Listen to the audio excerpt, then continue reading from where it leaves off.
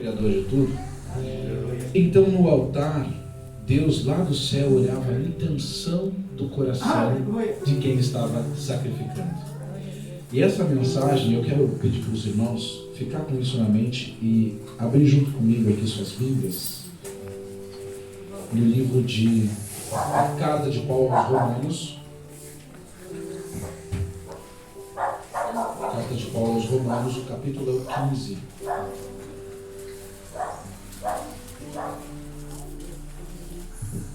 E o verso é o 4. Romanos 15, 4.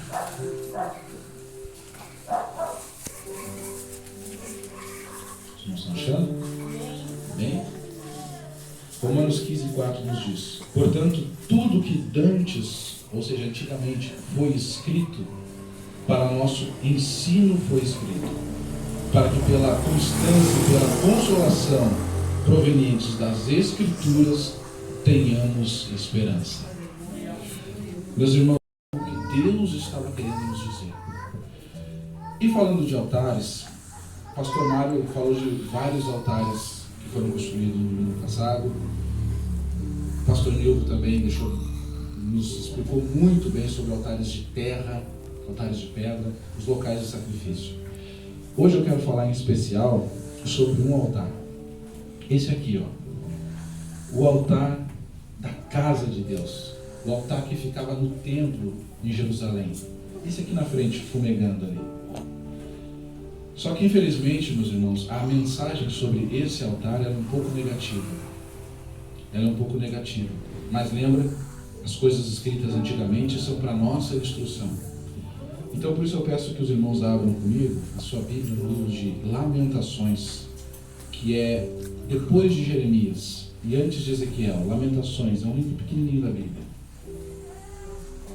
Lamentações 2:7.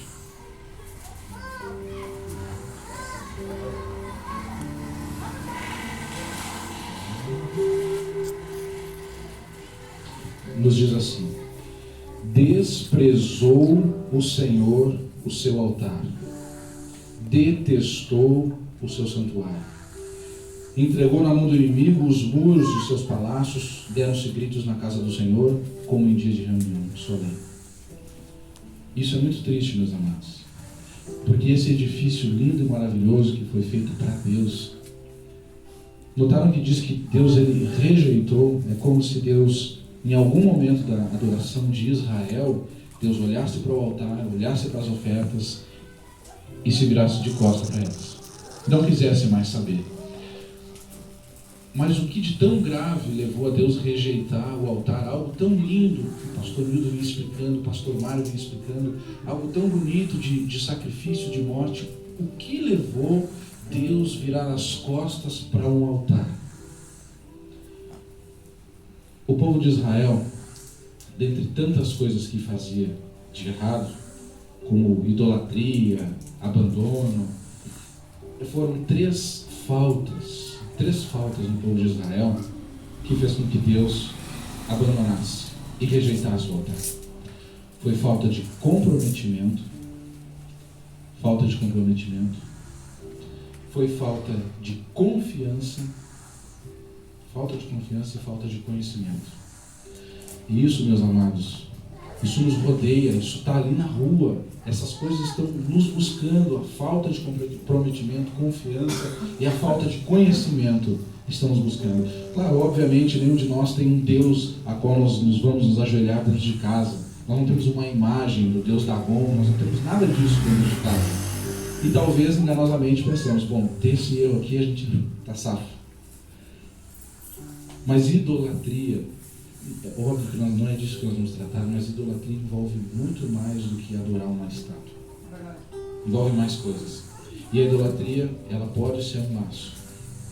Mas não vamos falar de questão de idolatria, vamos falar de um detalhe mais interessante aqui, que foi a falta, meus irmãos, de confiança. Falei comprometimento a gente volta depois. Confiança. Esse texto que foi lido em Lamentações se trata da ocasião em que Babilônia invadiu, estava pressionando Israel e invadiu e a saqueou. Só que, por que as coisas chegaram nesse ponto? Note você, eu queria muito que os irmãos lessem comigo aqui, ó, Isaías 31. Qual é um pouco atrás de Lamentações. Se está a Bíblia aberta, um pouco para trás. Isaías 31.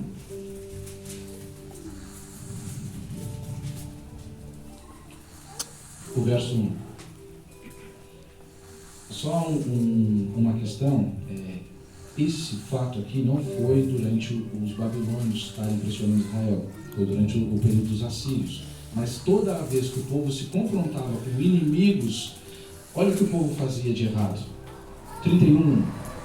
Ai dos que descem ao Egito a buscar socorro, se estribam em cavalos e têm confiança em carros, por serem muitos, e nos cavaleiros por serem muito fortes, e não atentam para o Santo de Israel, nem buscam ao Senhor.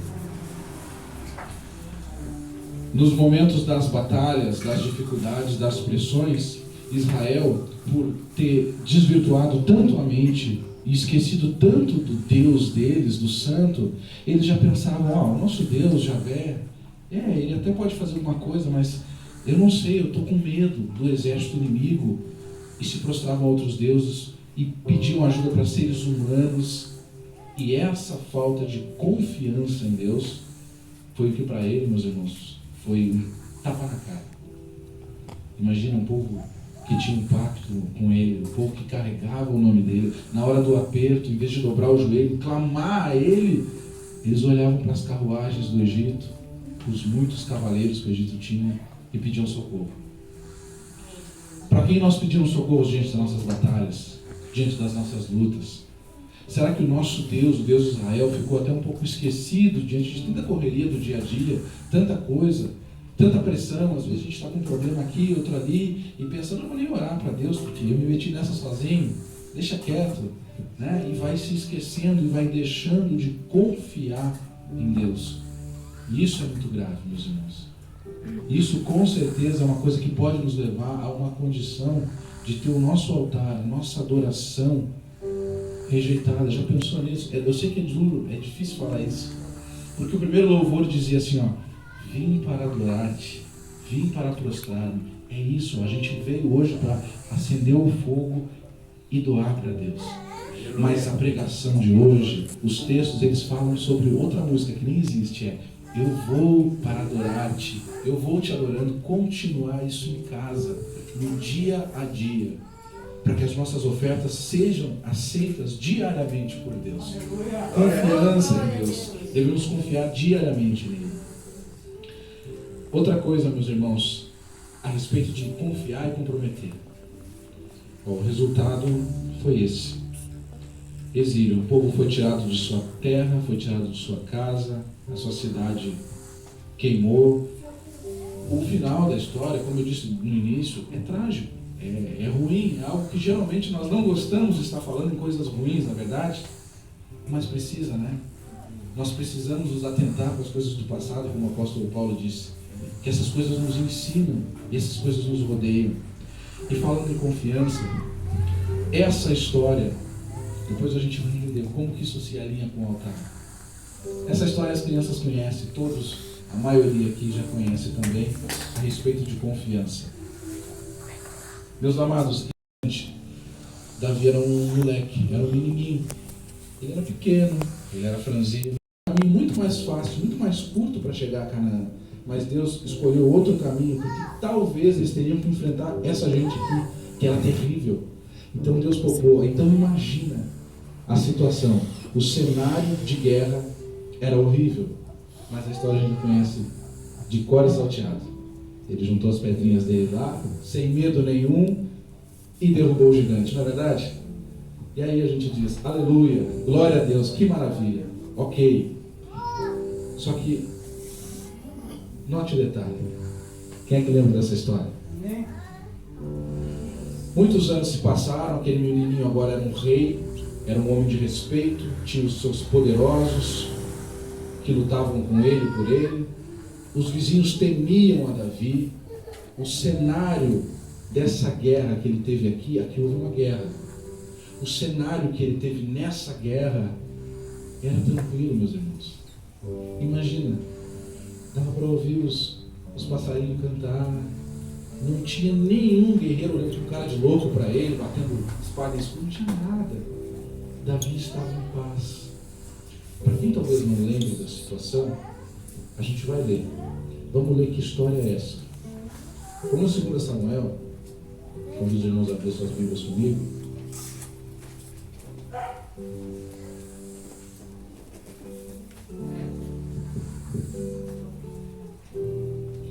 Segundo de Samuel 11.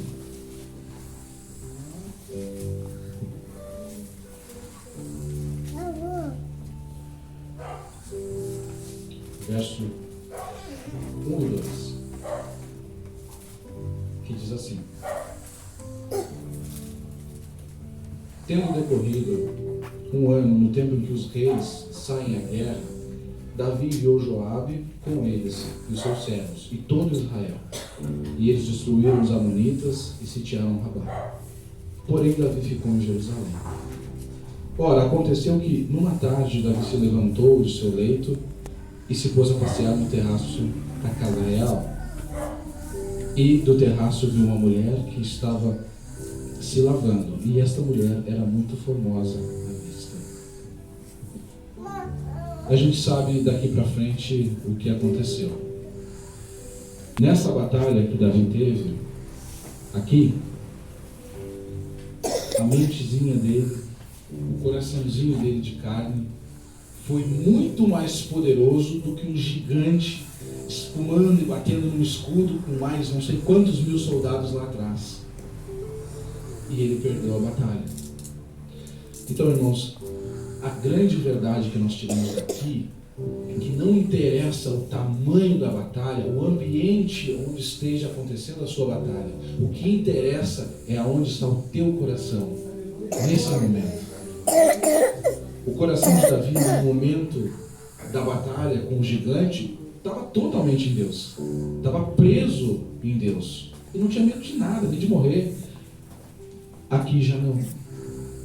Mas se você voltar para o texto, irmãos, aonde está a lição que nós tiramos? O que levou a Davi, assim como Israel, chegar a um ponto de ter o seu altar rejeitado? Por um momento, sabemos que no final da história, Davi foi salvo. Davi é um homem segundo o coração de Deus. Só que a espada não se afastou da casa dele daquele dia em diante. As consequências, é isso que queremos trazer. Mas note que a Bíblia diz que na primavera, na época que os reis saíam, Davi, ele enviou para a batalha Joabe com seus oficiais e todo o exército de Israel. Ele já não foi. Era de costume de um rei estar envolvido na campanha militar. Os reis iam juntos, diferente de hoje, né? Que os governantes ficam atrás da cadeira e os soldados vão. No passado era o oposto. Os reis iam junto na batalha, para ver como é que estava o território, se não tinha inimigo invadindo. E Davi não foi. Davi começou a se envolver menos com as suas obrigações. Esse é o ponto. Quais são as tuas, as minhas obrigações espirituais para com Deus? Será que nós não estamos deixando de, aos poucos, nos envolver? Porque é trabalhoso, né? Vamos ser sinceros. Dedicar um tempo para vir à igreja, se arrumar as crianças. Quem tem filho, né? Mesmo quem não tenha, sabe que se tem um comércio, se tem um negócio, tem que fechar. É trabalhoso, né?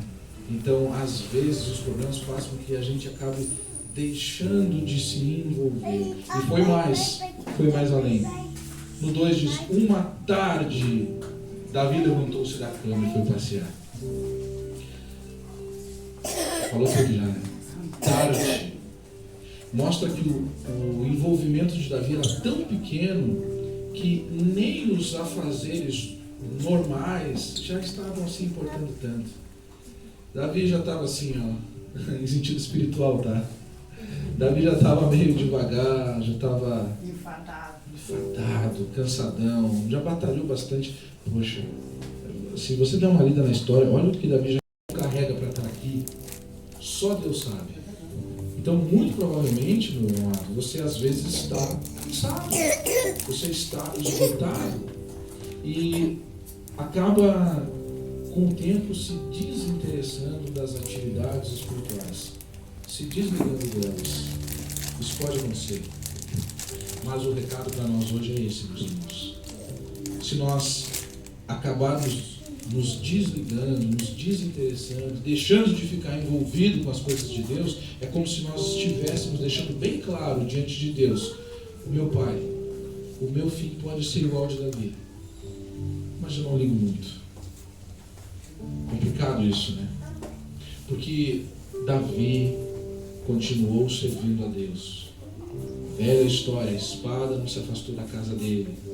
Mas será que eu estou pronto para ter a garra que Davi teve depois de enfrentar todos aqueles problemas, por um período da vida, se desconectar das coisas de Deus, se desligar, se desdeixar?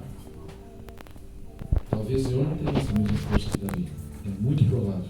Porque quem conhece a história sabe que ele é um homem de garra, né? Um homem de fé, um homem de muita fibra. Talvez nos falte. Esse é o nosso medo e esse é o medo de Deus. Por isso essa alegoria, por isso que Romanos 15,4 diz que essas coisas foram escritas, estão registradas para a nossa instrução. Tome cuidado, meu amado. É lindo, não tem como negar, o momento da adoração foi lindo demais. O momento do louvor foi lindo demais. E com certeza Deus recebeu isso. Mas o nosso altar tem que continuar aceso agora, quando nós sair daqui. Amanhã começa de novo, segunda-feira. O fogo do nosso altar tem que estar aceso, sendo aceito diante de Deus. Então, meus amados, segundo ponto. Já abordamos dois: confiança, comprometimento. E o ponto final, que é o conhecimento. Falando ainda da nação de Israel, que foi destruída,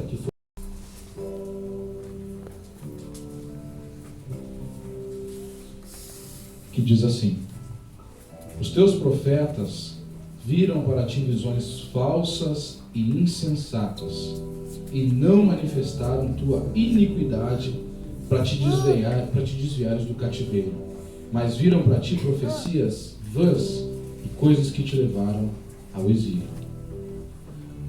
Esse foi um dos problemas de Israel. Olha que interessante. Aqueles que tinham a obrigação de instruir eles no caminho, os profetas, de falar as coisas que eles tinham que ouvir, esses profetas não falaram a verdade. Eles não comentaram tudo que o povo precisava saber. Esse ainda é um problema hoje. É até engraçado, né? Cuidado com os falsos pastores. Claro que os falsos profetas. Claro que essa imagem aqui vem retratando um lobo ali, escondido no meio dos cordeirinhos. E a nossa mente, quando vê isso, ela já vai direto naqueles pastores que são como lobos, né? Que querem devorar o rebanho.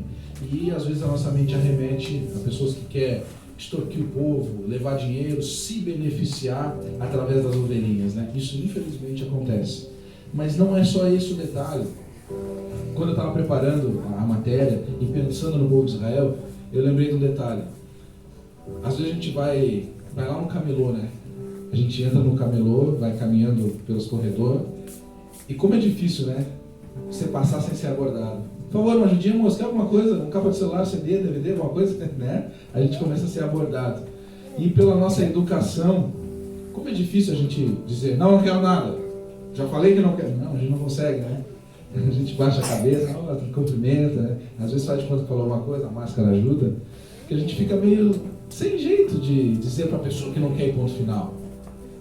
E isso, às vezes, pode acontecer no ambiente espiritual que vivemos. Talvez, meus amados, podemos estar debaixo de pessoas, instruções que fiquem com vergonha de expor a verdade como tem que ser exposta, mas isso é um erro grave, foi um erro grave. Não mal comparando, às vezes a gente vai comprar um carro aí, como a gente diz, os picareta que vende carro, né? E aí ele diz para nós que o carro é uma joia, é uma maravilha, porque ele quer vender, ele precisa vender. Lacrado, é carro era de uma professora esse carro, pouco rodado, a conversa sempre é a mesma, né?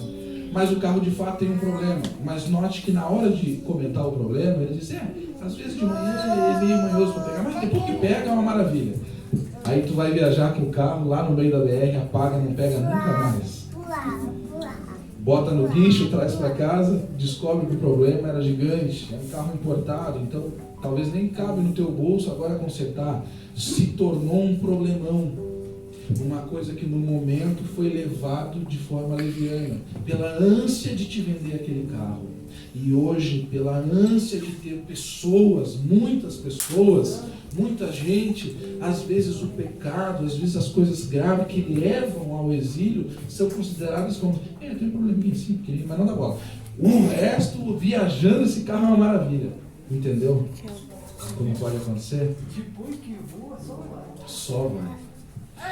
Esse é um problema grave que pode acontecer. Mas, meus amados, meus irmãos, então o que fazer? O que fazer? Sabe que quando, como o pastor me falou, como eu era testemunho de Jeová, e a gente foi instruído, ensinado desde criança, que nesse momento o que eu deveria dizer para vocês? Que é o seguinte, tem falsos pastores e falsos profetas aí nas igrejas. Então o que vocês têm que fazer? Tem que vir para cá. Aqui é o lugar. Mas está totalmente errado. Não é isso. Então eu aprendi que é o Espírito Santo que convence o homem.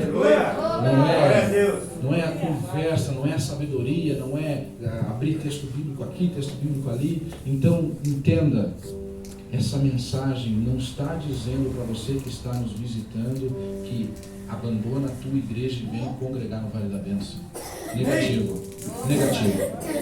Mas preste atenção ao tipo de ensino que está sendo passado, ao tipo de ensino que você está recebendo. Pensa bem, pensa comigo. Não, mas por mais que eu esteja sendo enganado, Deus é misericordioso. É misericordioso. Mas aquele povo estava sendo enganado.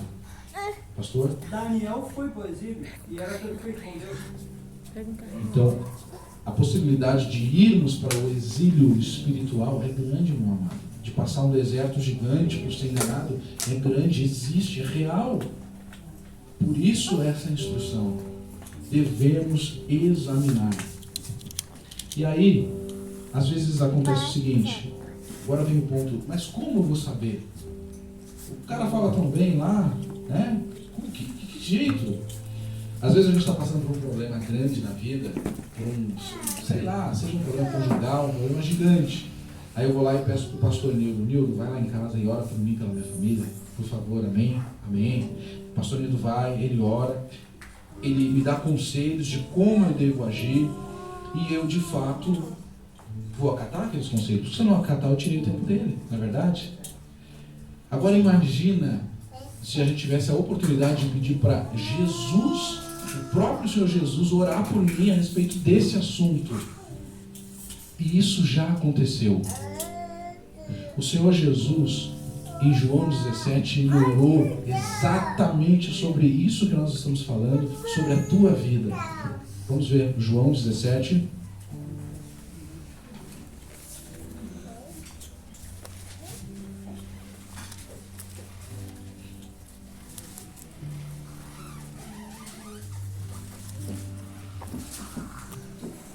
Evangelho de João, a última oração registrada de Jesus na Bíblia.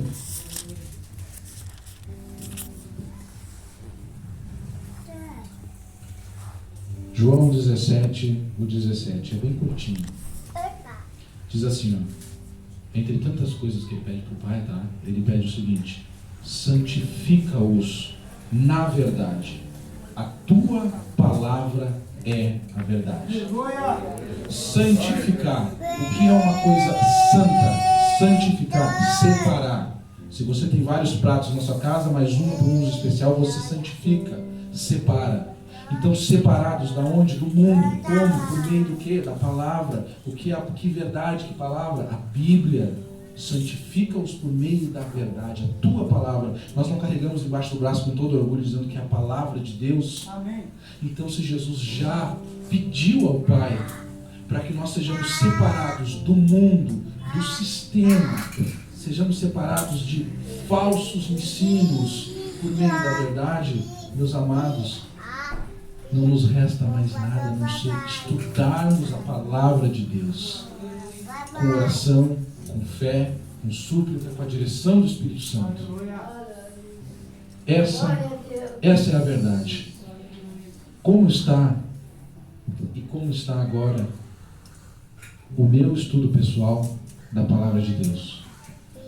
Se pedir tanto para que Deus me ajudasse, Deus me alcançou, é lindo tudo isso. Sim, Jesus morreu por você, Jesus derramou sangue por você, mas Ele deixou bem claro, Ele pediu